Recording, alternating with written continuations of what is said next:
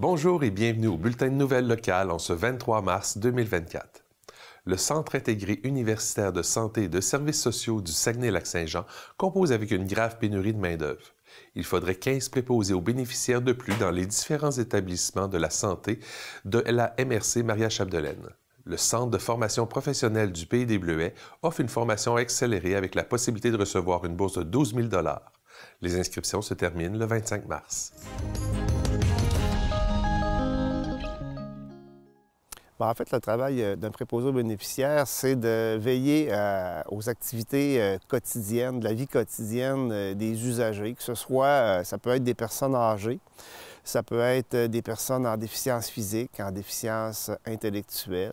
Donc, ça va les supporter, les aider pour, quand je dis activités de la vie quotidienne, bien, ça peut être l'hygiène, ça peut être l'aide à l'alimentation. Ça peut être des activités, des loisirs, etc. C'est un peu, si on peut faire une image, c'est un peu le prolongement, c'est un peu les bras, les yeux, les oreilles, les jambes parfois d'un usager. Il peut être appelé à travailler en résidence pour personnes âgées, ce qu'on appelle communément les CHSLD, les maisons des aînés, mais aussi lorsqu'il y a une formation qui est plus longue, comme la formation de bourse actuellement qui commence bientôt, peut aussi exercer des tâches auxiliaires en santé et services sociaux. Ça permet de faire un peu les mêmes tâches que dans un CHSLD, mais auprès de la clientèle qui est à domicile.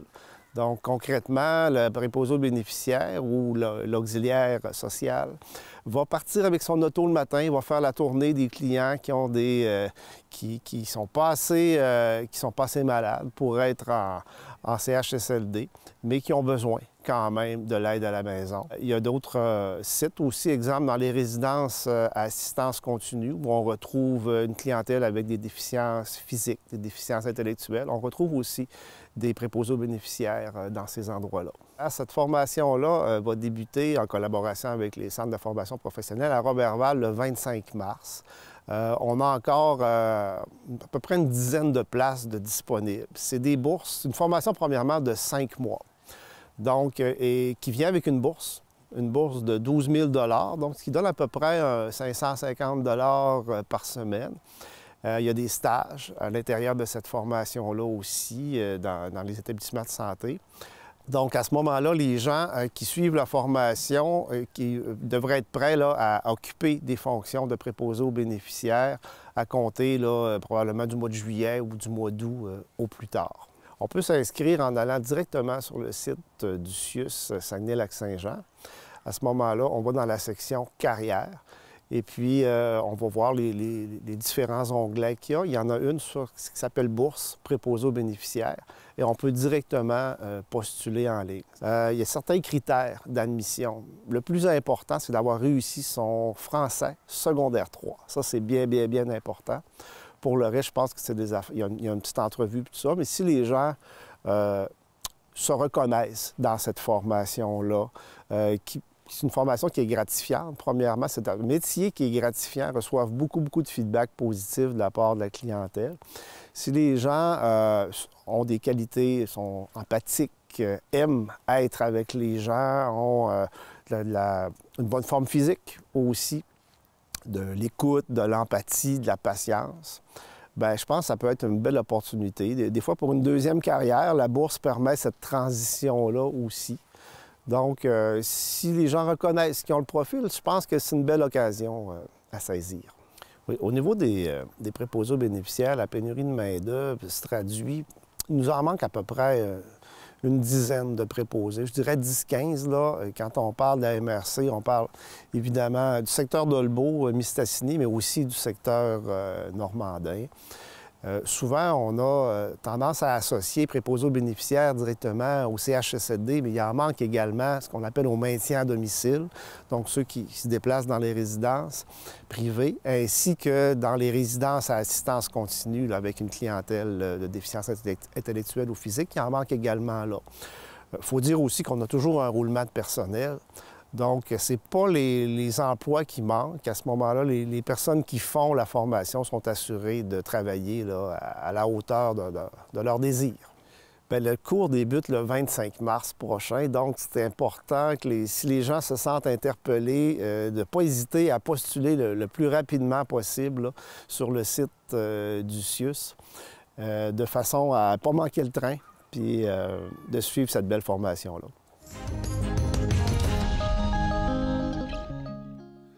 Le Centre Plein Vie organise un défilé de mode qui se tiendra le 19 avril prochain. Cet événement permet de valoriser les forces des personnes vivant avec une déficience intellectuelle et ou un handicap. Les billets sont en vente au Centre Plein Vie au coût de 5 $.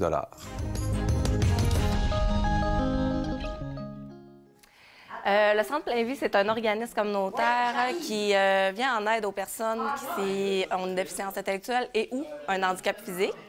On existe depuis 43 ans maintenant. Le 19 avril, on a une parade de mode. Ça va être, c'est un gros projet qu'on travaille depuis l'année financière en cours, là, en fait, là, depuis quasiment un an. Dans le fond, le défilé de mode, c'est l'événement final d'un projet que ça durait un an de temps. C'est nos participants qui ont travaillé durant cette année pour transformer des vêtements et récupérer. Et c'est grâce à un partenariat avec Au Partage qui collabore à nous donner cette linge-là pour être transformé. Et aussi un partenariat avec les collectifs de femmes. On avait une femme qui est venue nous montrer des techniques pour rendre cette transformation vestimentaire possible. Et donc, il a tout montré la façon technique à nos participants pour transformer à leur image puis à leur idée cet vêtement. Donc, dans le fond, le défilé, c'est dévoiler tout ça, c'est de montrer c'est quoi que nos participants ont décidé de faire avec ce vêtement. Donc, on est allé chercher les discours écologiques, les discours d'inclusion, les discours d'exploration artistique, là. Donc, on voit vraiment un impact énorme sur nos participants, là, sont plus avec plus d'assurance, plus d'ouverture, et on voit même des passions dans leurs yeux, là, que c'est vraiment beau à voir, puis c'est tellement beau, là. Pour le défilé, en fait, ça va être vraiment quelque chose de professionnel, digne de leur travail, digne de toute leur capacité, leurs engagements. Ça va être des personnes qui vont venir défiler, un petit peu comme dans les défilés qu'on voit à la télé. En tout cas, nous autres, c'est notre vision, là, que les personnes qui vont défiler, ils vont défiler leurs vêtements, ils vont être mis en valeur et la personne va être mise en valeur aussi, la personne qui a travaillé les vêtements. Fait que je vous en dirai pas trop parce que je vais vous laisser quand même l'envie de venir nous voir le 19 avril. Puis ce qu'on veut, c'est vraiment d'avoir des personnes qui viennent regarder toute le création, puis on va avoir des petites surprises aussi pendant la soirée. Après la soirée, on a une petite surprise aussi. Cette soirée-là, vraiment, c'est grâce... on a des partenaires là, qui nous ont aidés à pouvoir faire cette soirée-là. C'est Desjardins. On a le fonds rural aussi de notre ville, Normandin. Puis on a aussi la MRC Maria Chapdelaine qui a participé au financement de ce projet-là. L'objectif de ce projet, c'est aussi de créer un lien interculturel puis montrer toutes les joies que ça pourrait nous donner d'avoir cette ouverture pour savoir c'est quoi que l'autre a à nous montrer. Donc, aussi, dans les modèles, il va y avoir des personnes immigrantes, des enfants, des parents, des jeunes, et aussi des personnes plus âgées, des personnes aussi de la communauté d'origine. Donc, c'est vraiment un vivre ensemble là, qui va être montré sur scène, là, en mettant de valeur le talent de notre participant. Donc, c'est vraiment un beau projet à venir voir. Puis, on va pleurer. N'oubliez pas, l'événement, c'est le 19 avril à la Polyvalente de Normandin, à l'Auditorium. Ça va débuter à 6 h. Pour acheter des billets, vous pouvez venir au Centre Plein Vie. Aussi, vous pouvez appeler au Centre Plein Vie au 418-274-3061. Aussi, vous pouvez nous écrire sur notre page Facebook, le Centre Plein Vie.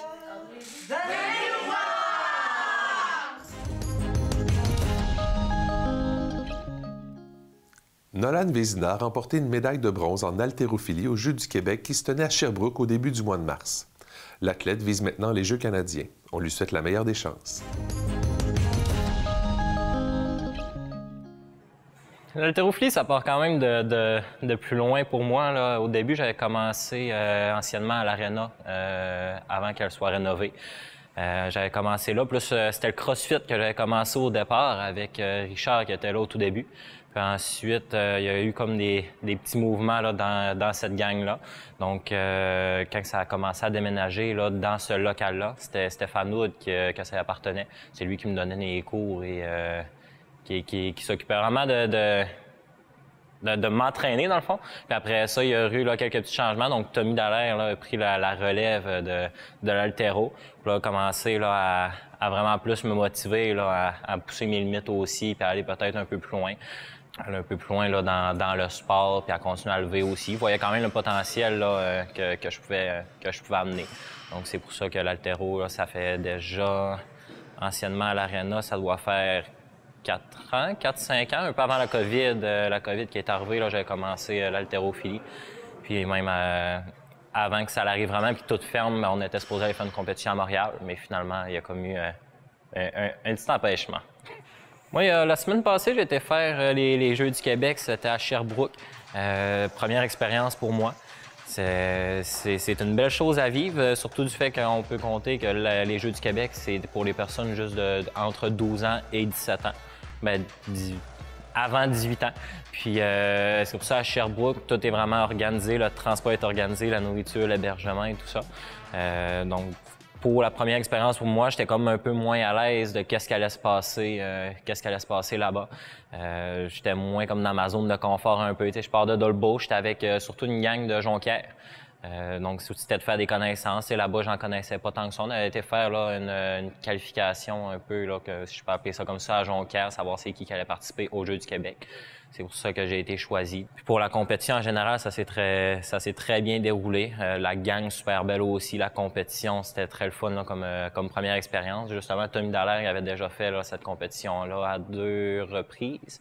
Puis il était missionnaire aussi. Les missionnaires, c'est qu'ils s'occupent de nous pendant le temps de notre séjour là-bas, qui nous encadrent un peu plus. Il y a vraiment des personnes qui sont responsables de comment ça fonctionne. Puis les missionnaires nous accompagnent. Comme nous, on en avait une, c'était Anaïs, qui nous suivait plus pour l'haltérophilie. Mais au total, il y avait 5 missionnaires qui s'occupaient d'autres sports pour le premier bloc. Puis le deuxième bloc, dans le fond, c'est comme ça que ça fonctionne en 2 blocs. Le premier bloc partait du 1er au 5 mars. Puis nous, à ce moment-là, au deuxième bloc, dépendant des sports, il y a une catégorie de sport que c'était plus le premier bloc. Nous, l'haltérophilie, ça tombait au deuxième. Donc, on est arrivé le 5. On est reparti là, le 9 après la cérémonie de fermeture. Mais très, très belle expérience à vivre une fois dans notre vie. Pendant mes levées pour la compétition, j'ai battu aussi 2 de mes records personnels. On avait fait là, quelques-uns de mes levées par ici. Puis c'est certain qu'en compétition, tu veux toujours comme plus pousser. T'sais, là, tu es rendu comme avec des adversaires plus de ton calibre un peu. Donc, c'est pour ça que tu veux plus pousser tes records encore, même si c'est des poids que tu n'as jamais fait. Moi, pour ma part, pour ma médaille que j'ai reçue, j'ai fait un 108 kg à l'épaulé jeté. 108 kg, je l'avais déjà essayé une fois ici. Je l'avais pas eu. Puis là, je m'étais dit, crime, tu sais, je vais avoir de la misère à le faire, mais avec la pression que tu as là-bas, puis tu as l'objectif d'être sur le podium aussi. Donc, c'est pour ça, en ayant 108 kilos, je savais que j'étais capable de me classer là, pour la 3e place. Donc, c'est pour ça que je l'ai essayé. Puis c'est ça, la petite motivation que tu as à faire ce poids-là, je l'ai eu. Et puis ensuite, on avait là, le snatch, l'arraché, là, qu'on appelle. J'avais déjà fait 85 kilos ici. Mais c'était comme plus flou un peu. Mon positionnement n'était pas parfait comme je l'avais espéré pour vraiment qu'il soit réussi. Qualifié là, justement comme un lever réussi. Puis là-bas, vraiment avec, encore une fois, la compétition, je sais que je me répète, mais c'est ça. Ça te pousse vraiment à le faire puis être plus dans ta tête encore. Si t'es pas dans ta bulle ou quoi que ce soit de « OK, faut que je l'aille », on dirait que tu as comme moins de motivation un peu. Puis là, à ce moment-là, quand tu dis « faut que je l'aille », c'est là que, on dirait, c'est comme un pouvoir magique. T'es rendu que tu lèves plus un peu.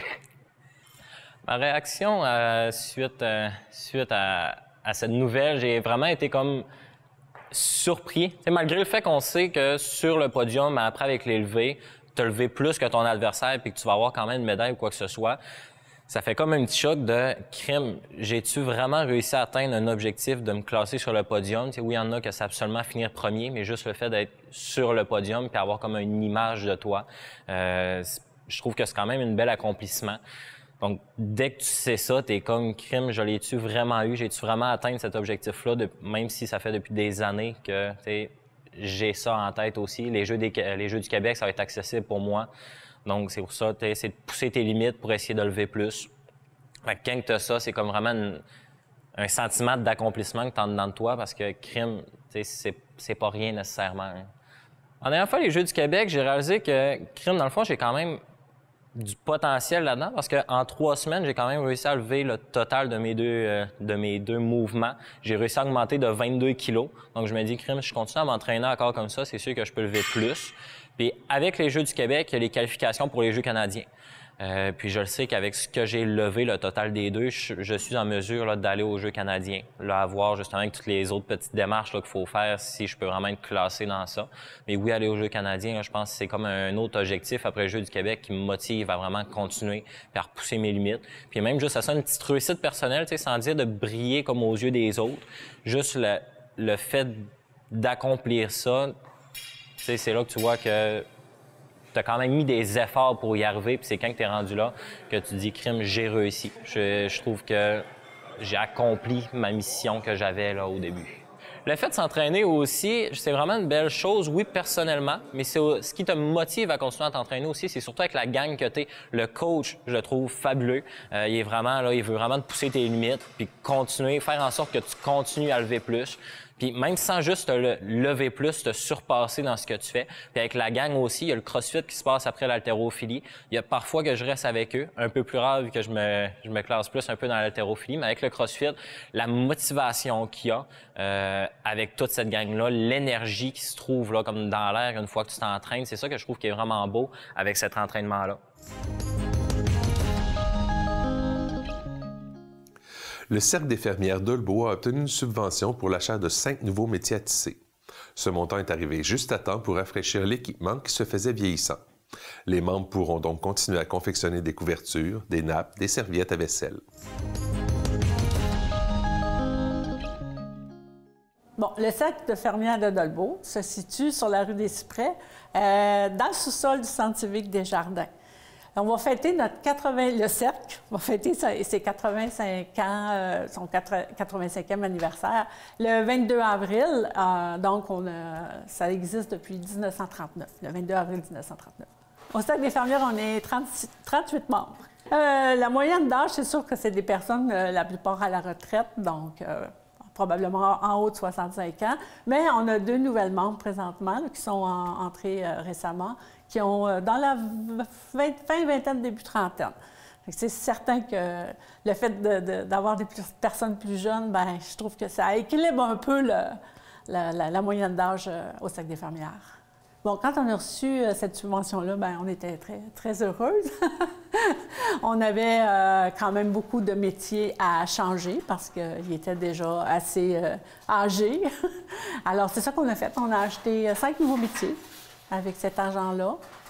Puis, on attend une autre subvention. On ne sait pas si on va l'avoir ou pas. On devrait avoir la réponse d'ici le 31 mars pour la deuxième subvention.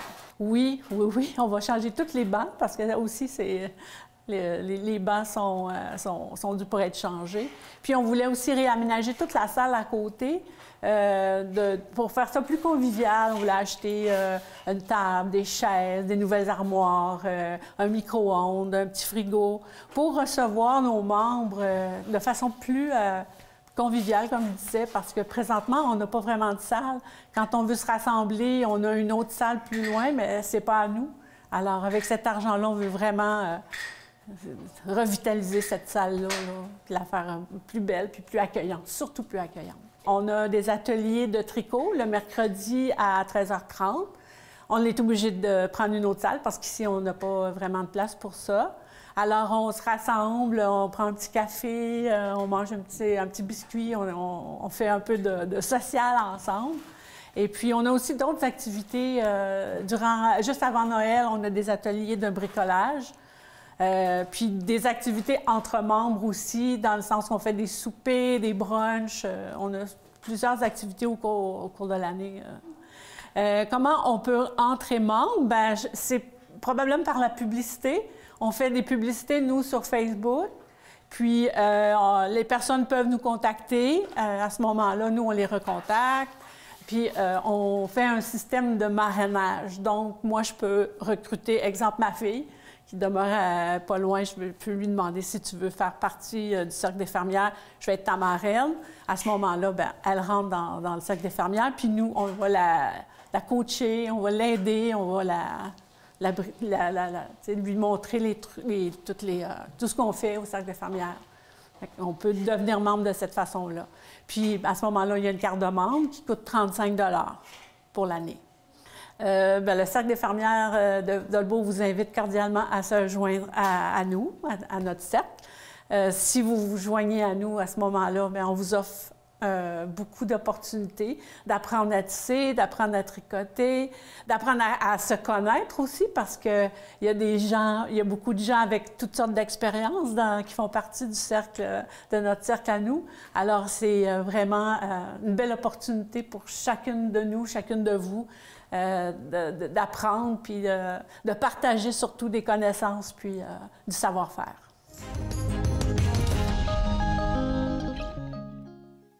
La MRC de Maria-Chapdelaine a tenu à féliciter l'équipe de hockey des Rapides Lac-Saint-Jean-Nord pour leur participation au tournoi international Pee-Wee de Québec. Une petite cérémonie a eu lieu juste avant la séance publique du 13 mars. En voici un extrait. Écoutez, les jeunes, je voudrais vous souligner à quel point on est fiers. L'ensemble du conseil de la MRC, on est vraiment très, très, très fiers de vos exploits, de ce que vous avez réalisé, toute la visibilité que vous avez donnée à notre milieu. Hey, vous saviez qu'on parlait de vous autres dans les journaux partout, hein? Quand on tape Dolbeau, Mistassini, Nord-du-Lac, Normandin, quand on regarde sur Google, c'est votre face qui sortait là, sur Internet. Là. Fait que vous avez fait parler de nous autres, puis on est très fiers de ça, surtout quand on parle en bien. Puis je peux vous dire que les souvenirs que vous vous êtes faits, même si vous êtes jeune, ça va vous rester toute votre vie. Puis je vous dis ça parce que moi, personnellement, j'ai déjà vécu des expériences un peu comme vous autres. J'étais bantam des équipes, une petite saison correcte, là, mais pas énervant. Puis on apprend dans l'année qu'il y a des Jeux du Québec cette année-là, puis que c'est les bantams qui vont aux Jeux du Québec. Ben, regardons ça. Mais il y a un tournoi régional pour aller aux Jeux du Québec. On a pris 2 équipes de bas de classement, nous autres puis Robertval. On a fait une équipe ensemble. On s'est pognés contre les grosses équipes de Jonquière et de Chicoutimi qui étaient en haut du classement. On n'aurait jamais dû aller aux Jeux du Québec de notre sainte vie, mais on a gagné le tournoi régional. On a battu les grosses équipes, on s'est ramassé aux Jeux du Québec. Puis là, on arrive là, puis c'était des équipes de Québec, de Laval, de partout. Ça n'arrête pas d'affaires là, nous autres, on va se faire planter ici. On voit 2 lignes, c'était tous des gars qui nous viraient ici. On perdait une partie, puis on était éliminés, puis on a gagné nos 5 premiers matchs, 3 en prolongation, la demi-finale en 3e prolongation. On s'est ramassé contre une équipe de Québec. Malheureusement, on a perdu, comme vous autres, 3-1. Même scénario. Même scénario, mais... On a passé au héros du samedi à Radio-Canada, c'était en 89, là, ça fait 35 ans, puis je m'en souviens encore. Quand je vous dis que vous allez vous en souvenir, là, vous allez vous en souvenir toute votre vie. Puis tous les liens que vous avez tissés entre vous autres, vous allez vous en souvenir aussi. Je me souviens de l'état de la glace, comment elle était belle. Je me souviens des caméras qu'il y avait dans l'estrade pour nous filmer, des spots qui nous éclairaient. On se souvient de ça toute notre vie. Fait que les gars, ça va vous rester, vos exploits vont rester, puis vous allez en parler à vos enfants. Je vous le jure que vous allez avoir des enfants. Vous allez dire à quel point c'était le fun, à quel point c'était formidable d'avoir connu cet événement-là. Puis ce que je voulais vous dire aussi, il y a peut-être des vieux bonhommes aujourd'hui qui vous comptent ils font la morale, là. Tout l'esprit d'équipe, le hockey, moi, ça m'a apporté énormément dans ma vie personnelle, dans ma vie professionnelle. Où est-ce qu'on en est? Regardez, moi, on a toutes les maires au conseil avec nous. On travaillait en équipe, on travaillait ensemble, on développe du leadership, on développe plein de qualités en jouant au hockey. Puis ça, là, vous le savez, un joueur de hockey est bien beau être bon. Hein? S'il n'y a pas une bonne équipe avec lui, ça mène à rien. Hein, Austin Matthews, là, il n'a pas gagné la Coupe Stanley encore une maudite fois. Il a bien beau être bon, là. Quand t'as beau être bon comme tu veux, c'est l'équipe qui fait foi de tout. Puis vous autres, vous avez réussi à avoir une belle esprit d'équipe, à gagner, puis ça va vous rester, je peux vous le dire, toute votre vie, toutes les qualités que vous développez. Mais je voulais vous remercier, je voulais vous féliciter pour vos exploits, vraiment, puis merci aux parents des accompagnés. Je sais c'est quoi, là, moi aussi, il y en a des jeunes qui jouent au hockey, c'est assez prenant, mais vraiment, là, c'est une belle expérience, puis on est très fiers de l'ensemble du conseil. Je vais laisser Christine animer le reste, puis il va y avoir des petits cadeaux, des petits présents pour vous. Puis on va avoir un bel honneur là, pour la ville de Dolbeau-Mistassini. Je ne suis pas sûr qu'il y a bien des jeunes de 11-12 ans qui ont signé le livre d'or de la ville de Dolbeau-Mistassini. Donc, félicitations, les gars. Belle saison. Hey, vous avez-tu gagné série? Yeah, let's go! Alors, bonsoir tout le monde. En mon nom et en celui de toute l'équipe des Rapides, je vous remercie de nous recevoir. Ça fait chaud au cœur de voir que la communauté est derrière nous dans cette aventure. Une aventure qui a commencé bien avant le tournoi, alors que nos jeunes de 11, 12 et 13 ans pratiquent tous ce sport depuis plusieurs années. Dès la confection de notre équipe à l'automne dernier, nous sentions que nous avions un groupe spécial entre les mains. Ce feeling s'est fortement concrétisé lorsque nous avons eu la confirmation de notre présence au fameux tournoi Pee-Wee de Québec. Cette sélection a enfin eu lieu après que plusieurs années se soient écoulées sans qu'aucune équipe du Lac-Saint-Jean-Nord n'ait la chance de représenter la MRC Maria-Chapdelaine dans ce tournoi.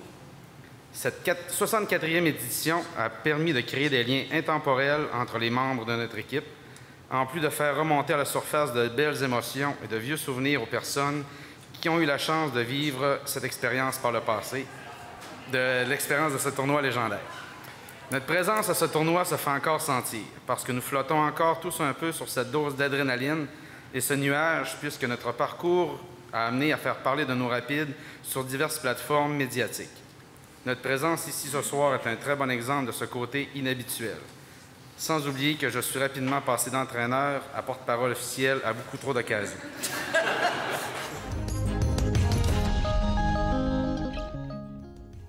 C'est ce qui complète le bulletin. Si vous avez des nouvelles à nous partager, n'hésitez pas à communiquer avec nous. Pour plus d'informations locales, visitez notre site Internet et suivez-nous via notre page Facebook. Au revoir.